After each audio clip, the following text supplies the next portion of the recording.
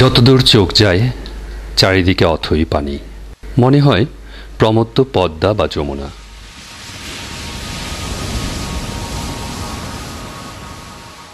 এলাকার বাইরে থেকে আসা যে কারোরই বুঝতে অসুবিধা হওয়ার কথা যে এটি আসলে প্রমত্ত পদ্মা বা যমুনা নয়। কৃষিক্ষেত ডুবিয়ে পায়ে চলা পথ ছাপিয়ে এই যে বিশাল জলরাশি, তা আসলে জলাবদ্ধতা।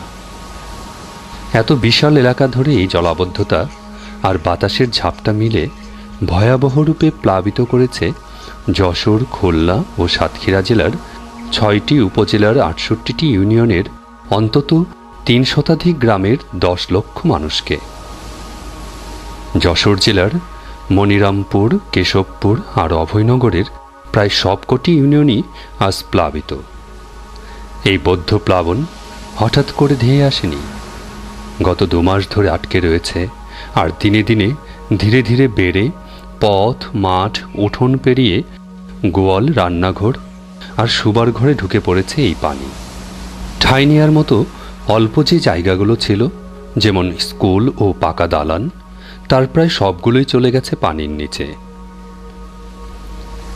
জলাবদ্ধতার সাথে অবিরাম বর্ষা যুগ হয়ে মানুষের ভোগান্তি হচ্ছে তীব্রতর। এই সমস্যা প্রায় নিত্য বছরের।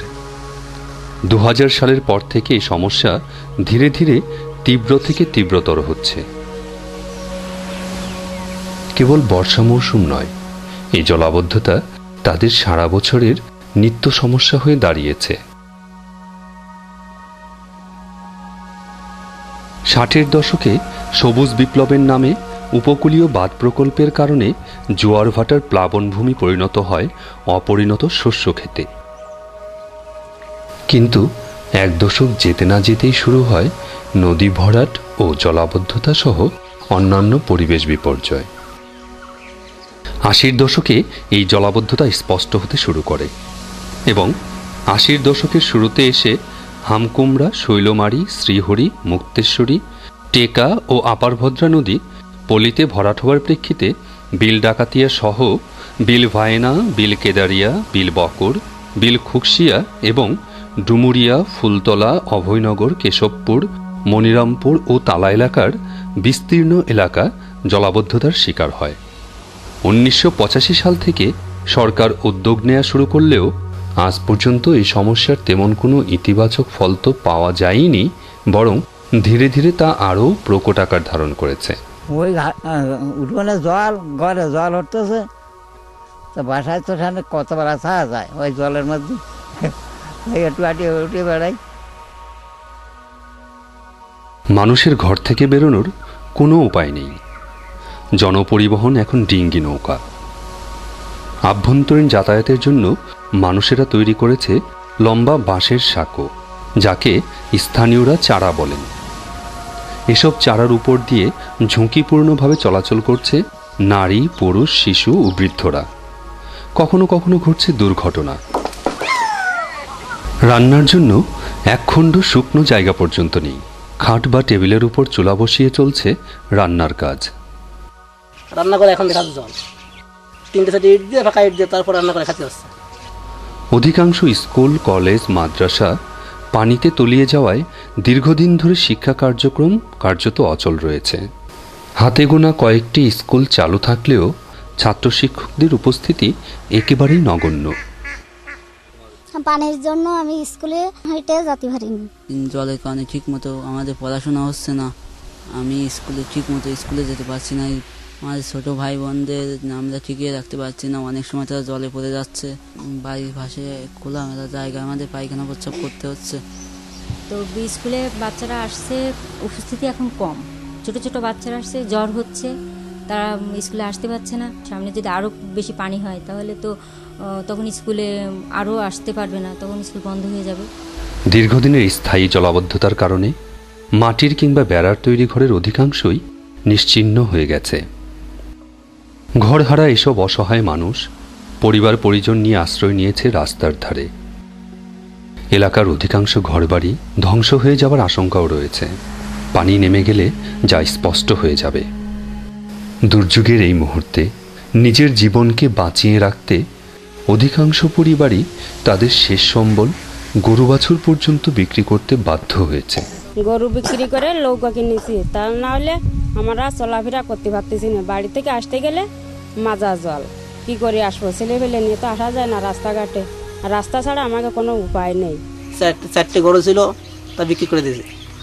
এক পন বিচি, তার দাম 50 টাকা। কী করে গরু বাঁচাবো? আমরা চাল কিনে খাবো না গরু খাবার কিনে খাওয়াবো? বাধ্য হয়ে বৃদ্ধদের জীবিকার প্রয়োজনে ধরতে হচ্ছে বৈঠা।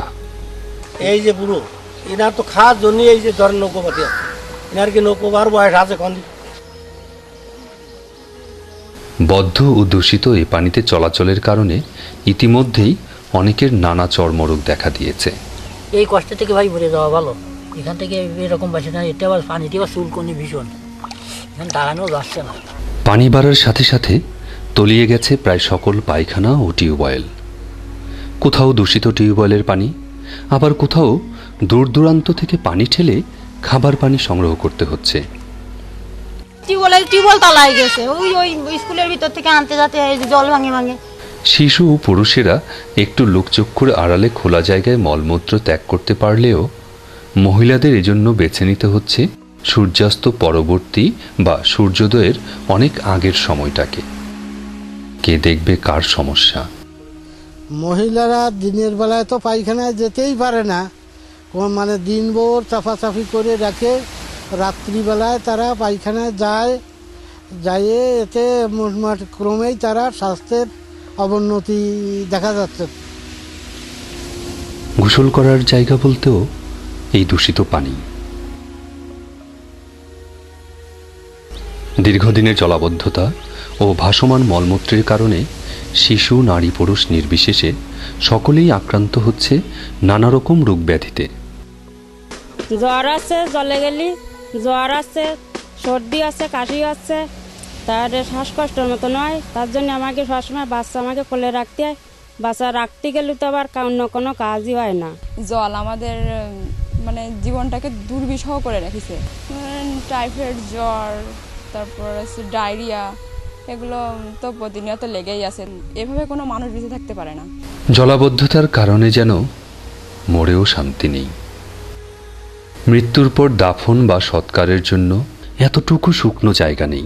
আমার স্ত্রী মারা গেছিল এরকম জলের সময়, কোথাও রাখার জায়গা ছিল না, পোড়ানির জায়গা ছিল না, তার জন্য ওই জলের ভিতরে রাখা, কলসি বেঁধে জলের তলে রাখা ছিল। প্রতিবন্ধী শিশু ও মেয়েদের বিপন্নতা অনেক বেশি। এই অসহনীয় অবস্থার চাইতে কেউ কেউ মৃত্যুকেই শ্রেয় মনে করছে।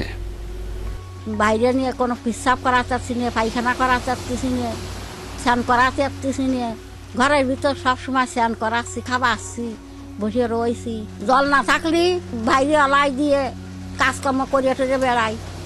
আমি থাকতে থাকতে ও চলে গেলি ভালো হয়, আমি ওরে গুছাই গাছাই দিয়ে দিতে পারতাম। আর আমি মরে গেলি ও তো কেউ শোবও না, ওর কেউ দেখবে না, আগে মুখে ফাহাই নিয়ে ঘু খেয়ে মরে যাবে।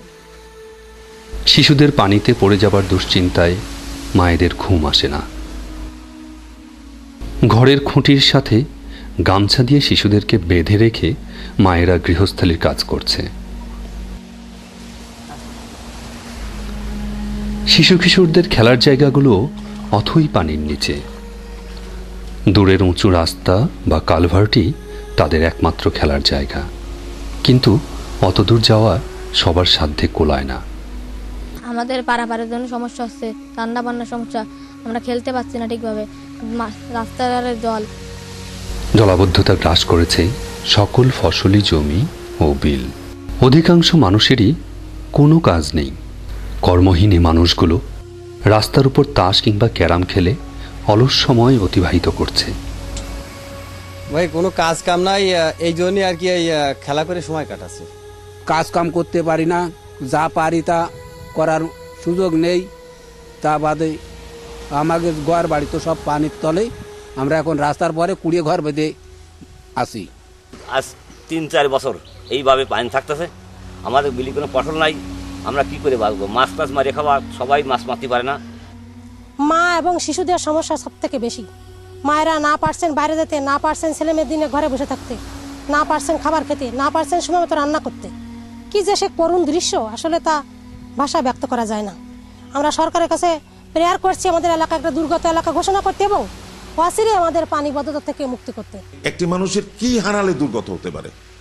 আমার আমার আমার জমিতে ফসল নেই, আমাদের মাছ চাষের ঘের বেঁচে নেই, আমাদের আয়ের কোনো পথ নেই, আমাদের রাস্তাঘাট বন্ধ, আমাদের শিক্ষা প্রতিষ্ঠান বন্ধ, কোনো গৃহস্থ বাড়িতে কোনো ফলজ বৃক্ষাদি আজকে বেঁচে নেই, আজকে কোনো কিছু অবশিষ্ট নেই, অথচ আমরা দুর্গত নই।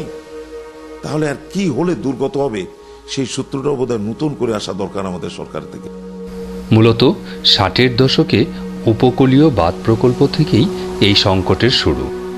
বিশেষ বৈশিষ্ট্য সম্পন্ন এই এলাকার প্রতিবেশ ও পরিবেশকে বিবেচনা না করে পরিকল্পনাবিদদের শুধুমাত্র কেতাবি রেগুলেটর ভিত্তিক চিন্তার প্রতি পক্ষপাতিত্ব এবং লোকায়ত জ্ঞানকে আমলে না নেয়ায় এ সমস্যা আরও বাড়িয়ে দিয়েছে। বিশেষ করে পানি উন্নয়ন বোর্ডের কার্যক্রমের অস্বচ্ছতা ও জবাবদিহিতার অভাব অনেক বেশি দায়ী, যে কারণে আজ পানি অপসারণের সকল গেট পলি জমে ভরাট হয়ে গেছে। স্বাভাবিক নাব্যতা ও পানির ধারণ ক্ষমতা হারিয়ে ফেলেছে জোয়ার ভাটার এই নদীগুলো। জলাবদ্ধতার কারণ হচ্ছে নদী শাসন করার ফলে আমাদের এই পলিগঠিত বাংলাদেশের যে অঞ্চল দিয়ে পলি আসে সে এলাকার নদী পলিতে ভরাট হয়ে যায়। সঙ্গত কারণেই 1986 সাল থেকে আমাদের এই জলাবদ্ধতা শুরু হয়। চুক্তি হলো এবং গত বছর যেটা আমরা দেখেছি, আমাদের মুক্তেশ্বরী নদী হরি মুক্তেশ্বরী ড্রেজিং করা হয়েছে, দুটো ড্রেজার দিয়ে, একটি এমপিবিএন ড্র্যাগলাইন কেটেছে, একটা লং বুম এক্সকাভেটর কেটেছে। এই গত বছর কেটেছেন যারা, তারা মাত্র 3.6 কিলোমিটার কেটেছে দুইটা ড্রেজার 5.5 মাসে। আর দুইটা লং বুম কিছু পার্ট সেকশনে তারা কিছুটা কেটে মাটি উপরে তুলে দিয়েছে। পক্ষান্তরে সেখানে 3.5 কিলোমিটার জায়গা আনটাস্ট ছিল, যেটা নদীর তলদেশ থেকে যে পরিমাণ নদীর গভীরতা হলে বিলের পানি সরে যাবে তার থেকে 11 ফিট উপরে পলি জমে আছে। তারা শুকনো মৌসুমে এটা কাটার কোনো চেষ্টা, কোনো ব্যবস্থা গ্রহণ করেন নাই। টিএনএমের কার্যক্রমই শুরু করাই, মানে টিএনএমের যে মূল যে এটা জোয়ার ভাটা, সেই জোয়ার ভাটাটাই মানে তো সময় মতন করা যায়নি। এটা যে সময় করার কথা বা চালু করার কথা সেই সময়টা পার হয়ে গেছিল।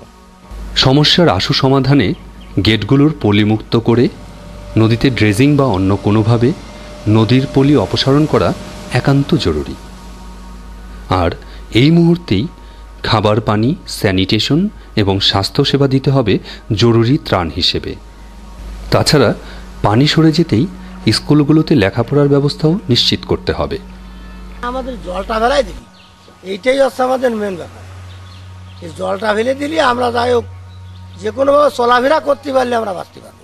সবচেয়ে বেশি কথা, সরকারের কাছে আমরা কিছু যেতাম না, কিন্তু এই জলবদ্ধ এলাকা তো আমাদের এখানে জলবদ্ধ হয়ে আছে, উনি তা নিয়েও বেশি একটা গুরুত্ব দিচ্ছেন কিনা জানি না। তবে যেটুকু যা করতেছেন তাতে আমাদের কাজ হচ্ছে না। এক একজন আসতেছেন আর বলছেন যে 7 দিনের ভিতর পানি সরে যাবে, কিন্তু কই 7 দিন কেন, 7 মাস 7 বছর হয়ে গেল আমাদের পানির কোনো সমস্যার সমাধান হচ্ছে না। আমার মতে পানি সরে গেলে ভালো হয়, ফসল টসল হবে, ফসল হলে আমরা বাঁচবো। আগে টোটালি সাউথ ওয়েস্ট রিজনে একটা স্টাডিও দরকার, এবং স্টাডিতে যা যা বলে সেইভাবে, অর্থাৎ সামুদ্রিক যে পলিগুলো আসে, পলিগুলো যাতে তার চারণ ক্ষেত্রে অবক্ষেপিত হইতে পারে সেই জন্যে, এবং ডাউন ওয়ার্ডে না, বিশেষ করে আপার ওয়ার্ড যেটা বাঁপার এরিয়া, যেটা প্রান্তিক জোয়ার ভাটা যেখানে এসে থামিয়ে যায়, ওই এরিয়ায় বিপুল সংখ্যক বিল, এটা যদি এইভাবে পূর্বের জায়গায় ফিরিয়ে নেওয়া যায় তাহলে এই সমস্যার সমাধান হতে পারে। আমাদের গত ডিসেম্বর মাসে আমাদের বর্তমান সরকারের মাননীয় প্রধানমন্ত্রী যশোরে ছিলেন, সেখানে আমরা আমাদের দাবিদাওয়া উত্থাপন করেছিলাম, মানুষের দুরবস্থার কথা তুলেছিলাম। তিনি প্রতিশ্রুতি দিয়েছিলেন বহুদা সমস্যার সমাধান হবে, কিন্তু এখনো পর্যন্ত কোনো বাস্তব পদক্ষেপ গৃহীত হয়নি। আমরা এই মুহূর্তে চাচ্ছি যে আমাদের এই পলি অপসারণের জন্য এই নদীর যে পলি পড়েছে, এটা দ্রুত যদি রিএক্সকেভেশন না করে, ড্রেজার দিয়ে হোক, মেশিন দিয়ে হোক, যে কোনোভাবেই হোক, এবং সেটা এই পানি উন্নয়ন বোর্ডের তত্ত্বাবধানে থাকলে এ কাজ হবে না। কারণ এখানে হয় অন্য সরকারের অন্য যে সংস্থা আছে যাদের মাধ্যমে এটা করা সম্ভব, সঙ্গে সেনাবাহিনীর তত্ত্বাবধান যদি থাকে, আমার মনে হয় তাহলে কাজটা হয়তো সুষ্ঠু হতো। বর্তমান এই নদীগুলোর এবং এই অববাহিকা যে নদীগুলো আছে, এই নদীর অববাহিকা যে অঞ্চল আছে, এই নদীগুলো যদি এবছরই খনন করে পানি নিষ্কাশনের ব্যবস্থা না করা হয়, তাহলে আগামীতে সমস্যা এমন প্রকার আকার ধারণ করবে, সমাধানের হয়তো কোনো পথ থাকবে না। যদিও বা কোনো পথ থাকে আমাদের মতো গরিব দেশের পক্ষে, সেই ধরনের টাকা খরচ করে আগামীতে এই সমস্যা সমাধান করা হয়তো সম্ভব হবে না। পানি আমরা আশা করি হয়তো শীত মৌসুমে নেমে যাবে একটা বিস্তীর্ণ এলাকা থেকে, তখন ক্ষুদ্র কৃষকদেরকে সহায়তা করার প্রয়োজনীয়তা দেখা দেবে। বিশেষ করে তাদের বড় মৌসুমের বীজ, সার, কীটনাশক দিয়ে সহায়তা করা যায় এবং একই সাথে তাদের যদি কিছু সেচের জন্য বা অন্যান্য কাজের জন্য কিছু অর্থ দিয়ে সহায়তা করা যায়, তাহলে তাদের পাশাপাশি অনেক দরিদ্র কৃষকেরও কর্মসংস্থান হবে। তাছাড়া টেম্পোরারি এমপ্লয়মেন্টের জন্য হয়তো কনস্ট্রাকশন কাজে, রাস্তাঘাট পুনর্নির্মাণ ইত্যাদি কাজের মাধ্যম দিয়ে তাদের সাময়িক কর্মসংস্থান সৃষ্টি করা জরুরি। তাহলে ভগদাকে উচ্ছেদ করতে হবে, উচ্ছেদ করে অবাধ জোয়ার ভাটা দিয়ে ওইখান থেকে বড় খাল কেটে ওই সুতি কাটায় নিয়ে যেতে হবে। আর ওইখান থেকে যে ওই আলিপুর যেখানে যে কাটা হচ্ছে, সে আলিপুর ওইখানে বিরাট ব্রিজ করে দিতে হবে এবং 15 ফুট ডিপ করে খাল কেটে নিয়ে যেতে হবে ওই নদী, ভৈরব নদীতে। আমি মনে করি যে ওখানকার লোকাল কমিউনিটি যারা আছেন, নেতৃস্থানীয় যারা আছেন, ওখানকার উন্নয়ন সংস্থাগুলো যারা আছেন এবং ওয়াটার ডেভেলপমেন্ট বোর্ড, সবার সমন্বয়ে কোঅর্ডিনেশনের মাধ্যমে আমাদের একটা সলিউশনে যেতে এগোতে হবে। এবং আমরা বারবার দেখেছি যে যেখানে যাদের জন্য উন্নয়নের কথা আমরা বলি, যাদেরকে নিয়ে সমস্যা সমাধানের কথা বলি, তাদেরকে সম্পৃক্ত না করলে, তাদেরকে নিয়ে পার্টিসিপেট না করলে, যে ধরনের প্রজেক্ট আমরা হাতে নেই না কেন সেটা ফেল করে। কিছু রিলিফ নিড আছে সেখানে, সেই নিডগুলোর ভিতরে আছে যে যারা ভুক্তভোগী আছেন তাদের মেডিকেল সাপোর্ট দরকার আছে, তারা মেডিকেল সাপোর্টগুলো পাচ্ছেন না এবং সেখানে ওয়াটার স্যানিটেশনের একটা প্রচণ্ড সমস্যা দেখা দিয়ে গেছে এবং সেটার জন্য আমাদের কাজ করতে হবে, সেই ইন্টারভেনশনগুলো নিতে হবে। এবং সেখানে স্কুলগুলো পানির নিচে চলে গেছে এবং স্কুলগুলোকে কিভাবে পুনরায় চালু করা যায় সেগুলোর সাপোর্ট আমাদেরকে চিন্তা করতে হবে। এবং এই ইমিডিয়েট নিডগুলো ফুলফিল করার পাশাপাশি আমাদেরকে দেখতে হবে যে আমরা কত দ্রুত পানিটাকে সরাতে পারি। এত কিছুর পরও থেমে নেই জীবন। বিস্তীর্ণ জলাবদ্ধতার মধ্যে কালভার্টের উপর সামান্য শুকনো জায়গায় খেলাধুলা ও আনন্দে মেতেছে শিশুরা। রাস্তার পাশে অস্থায়ী ছাউনি গেড়ে চলছে শিশুদের লেখাপড়া। মহিলারা বড়শি দিয়ে মাছ ধরে খাদ্য সংস্থানের চেষ্টা করছে। মানুষের এই প্রাণান্ত প্রচেষ্টার পাশে আমরা কি দাঁড়াতে পেরেছি কি তাদের জন্য কার্যকর ভূমিকা রাখতে?